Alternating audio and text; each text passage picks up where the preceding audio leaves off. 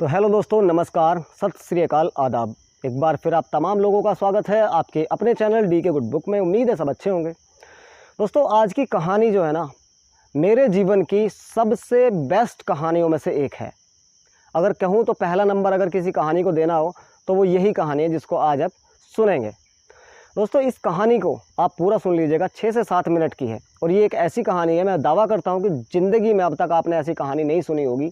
और अगर आपको ये कहानी सही लगे तो चैनल को सब्सक्राइब करके वीडियो को शेयर ज़रूर कर दें, ताकि बहुत सारे लोगों को इसका फ़ायदा मिल सके। क्यों मिल सके? जो कहानी है, किस तरह की कहानी है, अब तक की सबसे बेहतरीन और मार्मिक कहानी है। तो मैं शेयर करूं उससे पहले बता देना चाहता हूं, इस कहानी को एक व्यक्ति ने अपने ट्विटर हैंडल पे शेयर किया और उन व्यक्ति का नाम है नवनीत चिकेरा। आप नवनीत चिकेरा को बहुत अच्छे से जानते होंगे। जो नहीं जानते उनको मैं थोड़ा सा बता दूं, एक वेब सीरीज़ आई थी भौकाल। भौकाल में जो चीज़ें दर्शाई गई वो टोटल बनी हुई है नवनीत चिकेरा जी के जीवन पर, जिन्होंने मुजफ्फरनगर में क्राइम को साफ़ करने में बहुत बड़ी भूमिका निभाई। मेरठ में भी इनकी पोस्टिंग रही, मुजफ्फरनगर में भी रही और अभी ये डीजीपी हैं।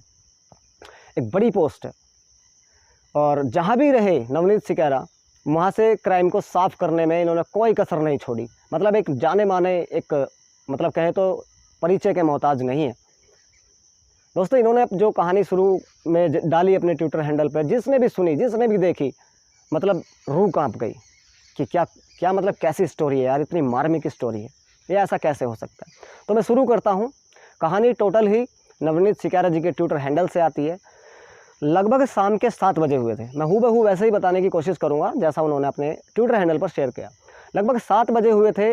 उनका एक फ़ोन बजता है और फ़ोन जैसे ही वो ओके करते हैं तो उधर से रोने की आवाज़ आती है और सिर्फ एक ही चीज़ बोल रही थी कि भाई साहब आप कहाँ हो, यानी कि उधर से लेडीज़ की आवाज़ थी। नवनीत चिकेरा जी बोलते हैं कि मैं अपने घर पर हूँ, क्या हुआ, बात बताइए, परेशान क्यों हूँ। वो रोने लगी। फिर दोबारा से उन्होंने कहा कि भाई साहब आप कहाँ हो। नवनीत चिकेरा जी फिर बोलते हैं जी मैं अपने घर पर हूँ, बताइए क्या हुआ। उन्होंने फिर सीधा कहा कि आप तुरंत घर आ जाइए। अब नवनीत चिकेरा जी को समझ पाते वो फिर रोने लगी महिला और फिर उन्होंने पूछा कि कोई दिक्कत नहीं है, आप मुझे बता दीजिए क्या हुआ, मैं सुबह आ सकता हूँ। उन्होंने कहा सुबह नहीं, सुबह तक बहुत दिक्कत हो जाएगी, आप अभी आ जाइए। फ़ोन रख दिया जाता है। नवनीत चिकेरा कहते हैं कि ठीक है, मैं अगले 1 घंटे में आपके पास पहुँच जाता हूँ। अगले 1 घंटे में नवनीत सिंह चिकेरा जी वहाँ पहुँच जाते हैं और जा कर के देखते हैं कि अपने जो इनके मित्र थे भाई साहब, वो एक जज हैं, उनकी एक पत्नी है, 2 बच्चे हैं। तो जज साहब नीचे फर्श पर बैठे हैं और बच्चों की तरह बेहताशा रो रहे हैं। उनकी पत्नी साइड में खड़ी है, बच्चे पास में बैठे हैं, वो भी ये दृश्य देख रहे हैं कि आखिर हुआ क्या। चिकेरा साहब पूछते हैं कि भाभी जी क्या हुआ। उन्होंने तुरंत एक कागज़ दिखाया जो तलाक का नोटिस था, जो जज साहब ने अपनी पत्नी के लिए तैयार कराया था, अपनी पत्नी को तलाक देने के लिए। अब चिकेरा साहब देख करके भौचक्के रह गए कि जज साहब इस उम्र में आप तलाक दे रहे हैं, कुछ बात हजम नहीं हो रही है, क्या बात हुई मुझे बताइए ज़रा। कुछ बोल पाते वो फिर बच्चे की तरह रोना शुरू कर देते जज साहब। और काफ़ी पूछने के बाद उन्होंने बताया कि मेरी माँ 3 दिन से अनाथ आश्रम में है और मतलब मैं खुद उन्हें वहाँ छोड़ करके आया हूँ और तलाक मैं इसलिए दे रहा हूँ कि मेरी माँ ने मुझे पढ़ा लिखा कर जज बनाया, लोगों के घरों में बर्तन मांजे, मजदूरी की, सब कुछ किया और मुझे ट्यूशन भी नहीं पढ़ाने दिया, इस करके कि मेरी पढ़ाई ना ख़राब हो जाए। अपने कंधों पर सारा बोझ लिया और मुझे सक्षम बनाया। और जब मैं जज होकर के भी अपनी माँ को वो प्यार, वो सम्मान नहीं दे पाया, अपने घर में जगह नहीं दे पाया, तो मैं अपने बीवी बच्चों को क्या सुख दे पाऊँगा। इसलिए मैं तलाक दे रहा हूँ अपनी पत्नी को, क्योंकि उनकी जो खुशी है वो अकेले रहने में शायद ज़्यादा है। और इस बात को बोल करके वो फिर बच्चों की तरह रोना शुरू कर देते हैं। चिकेरा साहब पूछते हैं कि आपने कुछ खाया। वो रोते रोते बताते हैं कि मैंने 3 दिन से कुछ नहीं खाया और मैं लगातार रो रहा हूँ। बातें सब समझ में आ गई थी। एक माँ, जो जज साहब की माँ है, वो 3 दिन से अनाथ आश्रम में थी। पत्नी भी रो रही थी और वो कह रही थी कि देखिए इस उम्र में हमें तलाक दे रहे हैं, हम कहाँ जाएं।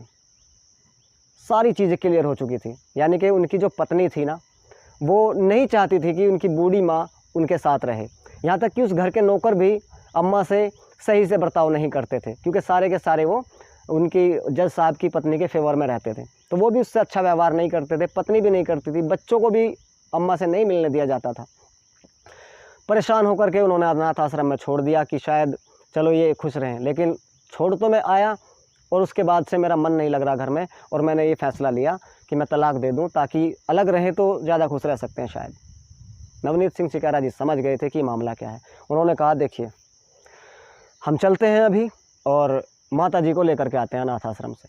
सब फटाक से तैयार हो गए, रात को ही निकल गए, अनाथ आश्रम चले गए, ओल्ड एज होम।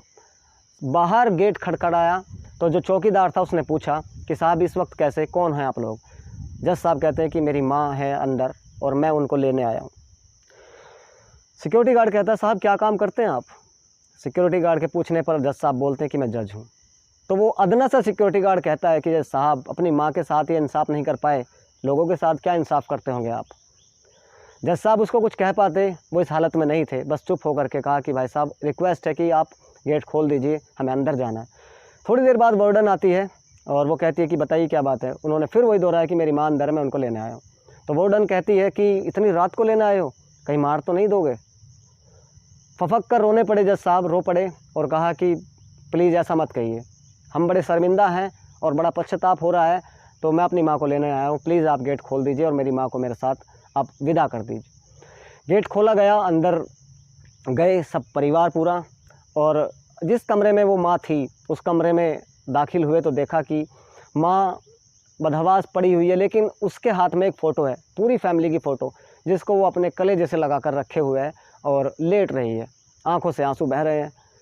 जज साहब को देख करके माँ और ज़्यादा रोना शुरू कर देती है और जज साहब उनके कंधे लग करके, छाती से लग करके इतना रोते हैं, बच्चे की तरह इतना रोते हैं कि वो मंजर मतलब बयां नहीं किया जा सकता शब्दों में। वो एक ऐसी प्रेम की मतलब नदी थी जो बह रही थी, पता नहीं चल रहा था कि किस तरफ बह रही है, लेकिन आंसू बयां कर रहे थे कि कितना पश्चाताप है और कितना मतलब उस महिला से जज साहब को प्यार था। माँ ने पूछा कि बेटा क्यों आए हो यहाँ? जज साहब ने कहा कि माँ मैं आपको लेने आया हूँ। माँ थोड़ी सी खुश हो गई लेकिन हताश भी हुई। उन्होंने कहा कि बेटा मैं उस घर में नहीं जा सकती क्योंकि मेरे वहाँ रहने से प्रॉब्लम होती है आपकी पत्नी को, तो मैं यहीं पे ठीक हूँ। जज साहब ने कहा नहीं, मैं लेने आया हूँ और मैं अपने किए पर बड़ा शर्मिंदा हूँ। नवनीत सिंह चिकारा जी ने भी सोर्स लगाई और अपने बारे में बताया, तो वार्डन तैयार हो गई। थोड़ी देर बाद महिला को लेकर के, माँ को लेकर के चलने का टाइम आया, तो बाकी के जो बुज़ुर्ग थे वो अपने अपने कमरे से बाहर आ गए और इस तरह से वो उनको निहार रहे थे और ऐसा महसूस कर रहे थे काश हमें भी लेने कोई आए किसी दिन। सब ने नम आंखों से अम्मा को विदा किया, घर लेकर के आए। पूरे रास्ते में जो जज साहब हैं वो अपनी माँ से लिपट कर रोए जा रहे थे, बेहताशा रोए जा रहे थे, कुछ भी नहीं बोले पूरे रास्ते में। घर आ गए। जो भाभी जी थी जज साहब की वाइफ, उनको पता लग गया था कि खुशी कहाँ है, परिवार की खुशी कहाँ है। बहुत माफ़ी मांगी, बहुत मिन्नतें की कि मैं समझ गई हूँ कि परिवार की खुशी कहाँ है, और आपने मुझे बिना बताए ही इतना बड़ा सबक दे दिया कि जीवन में ऐसा कभी नहीं होगा, मेरी गलती को माफ़ कर दीजिए, मैं ऐसा कभी कोई काम नहीं करूँगी। अगर मैं अपनी माता जी को, अपनी सासू माता जी को खुशी नहीं दे सकती तो मेरा भी अधिकार नहीं है खुशी मांगने का किसी से। सब चीज़ें समझ में आ गई थी दोस्तों। लेकिन कहा जाता है ना कि इस तरह की चीज़ें बहुत कम होती हैं। जैसे मैंने आपको शुरू में बताया था, बड़ी मार्मिक स्टोरी है, आशा करता हूँ आपको अच्छी लगी होगी। जितने भी ओल्ड एज होम हैं दोस्तों, आपको जानकर हैरानी होगी कि वहाँ पर जो रह रहे हैं बुज़ुर्ग, उनके बेटे मतलब अच्छी पोस्ट पर हैं। कोई डॉक्टर है, कोई सीए है, कोई बिजनेसमैन है, कोई बड़ी पोस्ट पर, सरकारी पोस्ट पर है। वो लोगों के माँ बाप वहाँ पर हैं। दोस्तों सोच करके देखिए, जिन लोगों ने पढ़ाया लिखाया, आप उन्हीं को ओल्ड एज आश्रम में छोड़ देते हैं। क्या गलती है उनकी? क्या ये गलती है कि आपको पढ़ा लिखा कर बड़ा कर दिया, सक्षम कर दिया, कामयाब कर दिया? क्या ये गलती है? क्या ये गलती है कि आपके उस पूरे बचपन को इस तरह से आप सहेजा कि खुद को परेशानी भले कितनी हो जाए लेकिन आपको कोई भी परेशानी ना हो? क्या ये गलती है उनकी? क्या गलती है आखिर, समझ में नहीं आता। लेकिन दोस्तों अगर आपको इस वीडियो को सुन करके, देख करके कुछ चीज़ें समझ में आती हैं तो शेयर ज़रूर करना। ये वीडियो समाज में बहुत अच्छा काम करेगी, ऐसा काम करेगी कि शायद अगर ये जिन लोगों के माता पिता अनाथ आश्रम में है, शायद इस वीडियो को देख करके, इस स्टोरी को, नवनीत चिकारा जी की स्टोरी को समझ करके, पढ़ करके किसी को लगे कि मुझे भी ये सब करना चाहिए। तो अगर लोगों ने इस तरह का करना शुरू कर दिया, अपने बुज़ुर्गों को घर लाना शुरू कर दिया, तो धीरे धीरे कर करके ओल्ड एज होम बंद हो जाएंगे।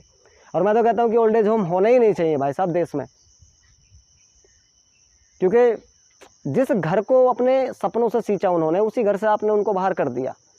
तो अगर वीडियो उन तक पहुँचे जिन लोगों के माँ बाप रह रहे हैं और 2-4 लोग भी इस तरह का कदम उठा लें जो जज साहब ने उठाया, तो शायद ओल्ड एज होम में लोगों की गिनती कम हो जाएगी और धीरे धीरे हो सकता है कि ओल्ड एज होम पूरी तरह से खाली ही क्यों ना हो जाए। और अगर ऐसा हुआ तो बड़ी खुशी होगी, सबसे ज़्यादा खुशी मुझे होगी, क्योंकि ये वीडियो मैं आप लोगों तक शेयर कर रहा हूँ और आशा भी कर रहा हूँ कि इस वीडियो का इफ़ेक्ट बहुत पड़ेगा। तो दोस्तों ये एक कहानी थी, बहुत ज़बरदस्त, अच्छी लगी होगी। तो जैसी भी लगी अपना ओपिनियन दीजिएगा कमेंट बॉक्स में। और जैसा मैंने पहली वीडियो में बताया था कि दोस्तों इस चैनल पर हमने एक नया सिस्टम ईजाद किया है। ये जो आप देख रहे हैं ईमेल आईडी, ये ईमेल आईडी सिर्फ़ और सिर्फ इसलिए क्रिएट की गई है कि अगर किसी के साथ में कोई हरेसमेंट हो रहा है, चाहे वो सेक्सुअल हरेसमेंट हो या कोई और चीज़ से हो, घर में किसी को परेशान किया जा रहा हो, चाहे लड़का लड़की औरत महिला कोई भी हो, किसी को किसी तरह से प्रॉब्लम हो रही है अपने रिश्तेदारों से या कैसे भी, और वो सेक्सुअल हरेसमेंट की शिकार है, तो प्लीज़ इस ईमेल पर अपनी स्टोरी को शेयर कीजिए। मैं दावा करता हूँ कि आपके जगह का बिना नाम लिए, आपका बिना नाम लिए, आपके शहर का बिना नाम लिए मैं उस स्टोरी को इस चैनल पर चलाने की कोशिश करूँगा। और अगर स्टोरी चलाने लायक है तो बिल्कुल चलाऊँगा, ताकि इस तरह की चीज़ों को जब हम समाज में ओपन करेंगे तो शायद हो सके कि लोग इस तरह की गंदी हरकत करना बंद कर दें। अगर कोई सेक्सुअल हरेसमेंट की शिकार है तो बिल्कुल अपनी वीडियो को शेयर कीजिए, अपनी स्टोरी को शेयर कीजिए। मैं आपके नाम को बिना डिस्क्लोज़ किए आपकी स्टोरी को यहाँ पर रखूँगा। दोस्तों बहुत बहुत धन्यवाद, बहुत शुक्रिया, थैंक यू सो मच। आपने सुना, वीडियो शेयर ज़रूर कर देना। जय हिंद।